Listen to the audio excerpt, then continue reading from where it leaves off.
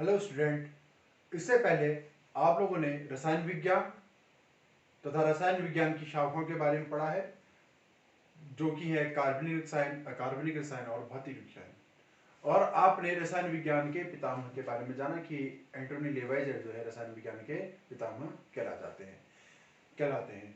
इसके बाद आप लोगों ने पढ़ा सार्थक अंक और सार्थक अंक ज्ञात करने के नियम।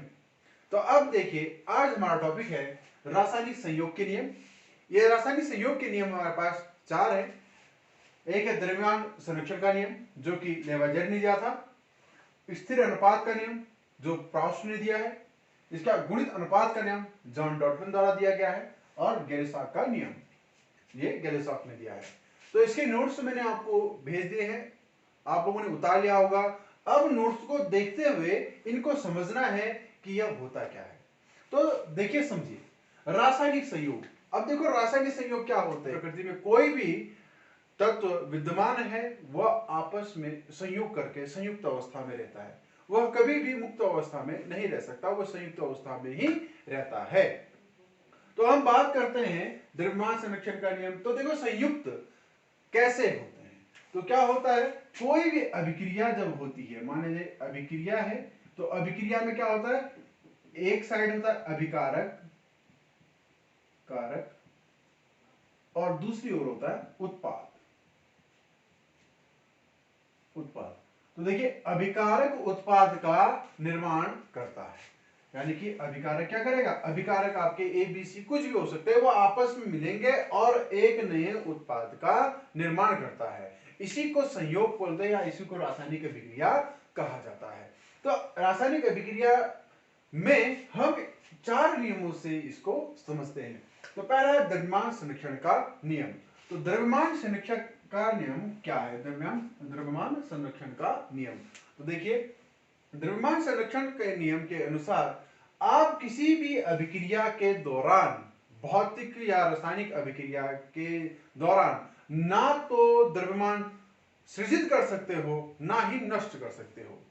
कहने का मीन्स ये है कि अगर बाय चांस आप अभिकारक के तौर पर हाइड्रोजन और ऑक्सीजन की अभिक्रिया आपस में कराओगे, तो आपको वाटर प्राप्त होगा, जल प्राप्त होगा। तो आपने क्या किया, हाइड्रोजन को संयुक्त किया ऑक्सीजन के साथ, तब बनता है वाटर। तो इस अभिक्रिया के दौरान ना तो आप किसी भी प्रकार का द्रव्यमान सृजित कर सकते हो, ना तो आप कोई द्रव्यमान इसमें गेन कर सकते हो, ना ही इसके द्वारा रिएक्शन में लॉस्ट कर सकते हो।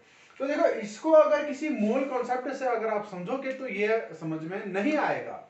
यह द्रव्यमान संरक्षण का नियम एक प्रैक्टिकल यानी कि प्रयोग के आधार पर आधारित है। अगर आप इसका प्रयोग करोगे तभी आपको समझ में आएगा कि वाकई हम किसी भी अभिक्रिया के दौरान ना तो द्रव्यमान पैदा कर सकते हैं, यानी कि ना उसे हम सृजन कर सकते हैं, ना ही उसको नष्ट कर सकते हैं। तो जैसे कि अगर आप यही अभिक्रिया देखो, तो इसको हम जैसे अगर एक्सपेरिमेंट यानी कि प्रयोग करते हैं, तो प्रयोग के आधार पर क्या हो जाएगा कि आपने मान लो कि एक बीकर लिया, इस बीकर में आपने ऑक्सीजन लिया, ठीक है, ऑक्सीजन लिया, और ये लिया आपने 200 ग्राम।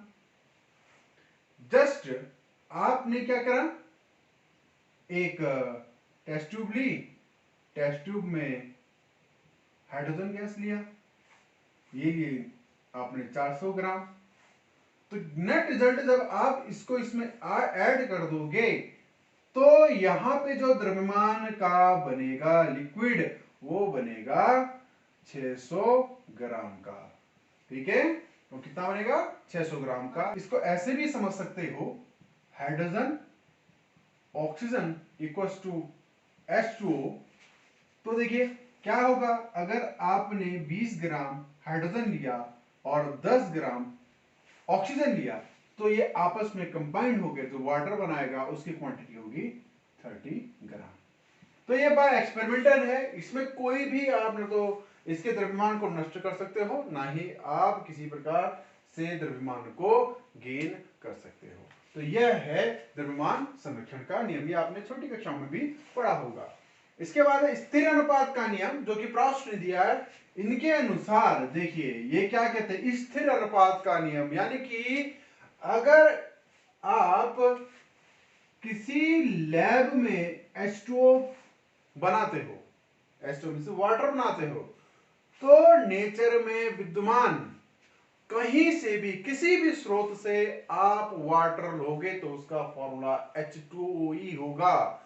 यानी कि वाटर के में 1:8, 1:8 का ही अनुपात हो।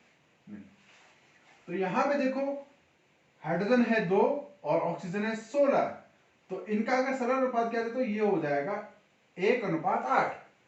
तो अब किसी भी तंत्र या किसी भी जगह से आप वाटर लोगे तो उसमें जो अनुपात होगा 1:8 का होगा, और यह H2O ही होगा। चाहे आप झील से लो, चाहे आप कहीं से भी, झील का पानी है, नदी का पानी है, समुद्र का पानी है, कोई भी पानी हो, या प्रयोग या फिर लेबोरेटरी में बना हो, प्रयोगशालाओं में बना हो, तो वह H2O ही होगा। उनका जो अनुपात होता है वह फिक्स होता है। यह है स्थिर अनुपात का नियम। इसके बाद देखिए अगला जो नियम है यह है गुणित अनुपात का नियम। तो गुणित अनुपात का नियम दिया था जॉन डाल्टन ने। तो जॉन डाल्टन क्या कहते, देखिए कोई भी अगर आप कोई अभिक्रिया है, मान लिया जाए कार्बन अभिक्रिया कर रहा है ऑक्सीजन से और बना रहा है कार्बन मोनोऑक्साइड, यहां पे कार्बन की संख्या 1, ऑक्सीजन की संख्या 1 और बनाया कार्बन मोनोऑक्साइड। अब दूसरे में क्या होगा, कार्बन रिएक्शन करेगा कार्बन ऑक्सीजन से, डायटोमिक ऑक्सीजन से, तो बनाएगा कार्बन डाइऑक्साइड। तो यहां पर देखिए कार्बन का अनुपात फिक्स है, लेकिन एक में ऑक्सीजन का अनुपात 1 है और दूसरे में 2 है।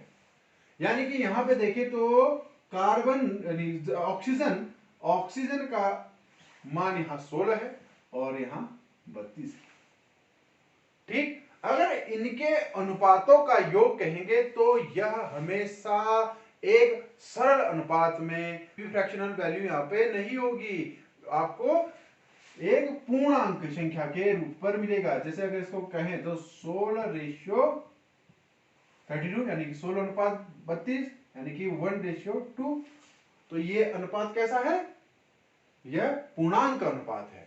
अब इसी एग्जांपल को हम वाटर समझते हैं। H2 plus O2 O2 equals to IC of H2O। ठीक है, तो यहां पे वाटर का मॉलिक्यूल हाइड्रोजन कितने हैं, 2, ऑक्सीजन 2, और दूसरे में देखो H2 plus O2 equals to H2O2।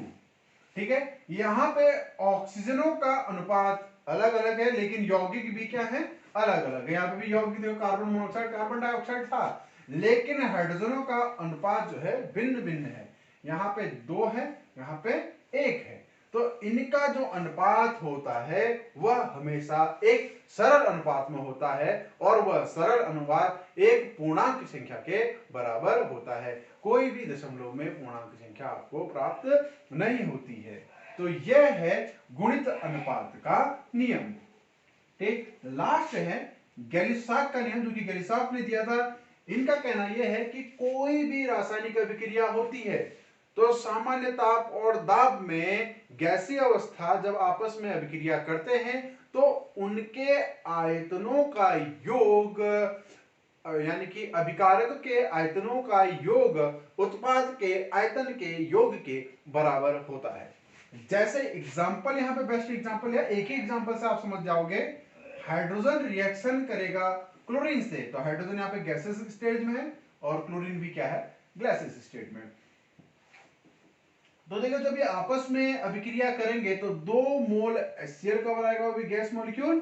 तो देखिए जब ये सारे के सारे एक ही अवस्था में जब आपस में अभिक्रिया करेंगे तो यहाँ पे एक आयतन हाइड्रोजन का लिया और एक आयतन क्लोरीन का लिया है, तो उत्पाद के तौर पर आपको 2 आयतन HCl का, हाइड्रोक्लोरिक अम्ल का प्राप्त हुआ है। तो यह नियम गैलिसाक का नियम कहलाता है। इसमें जो अभिकारक का आयतन, अभिकारकों के आयतनों का योग उत्पाद के आयतन के योग के बराबर होता है।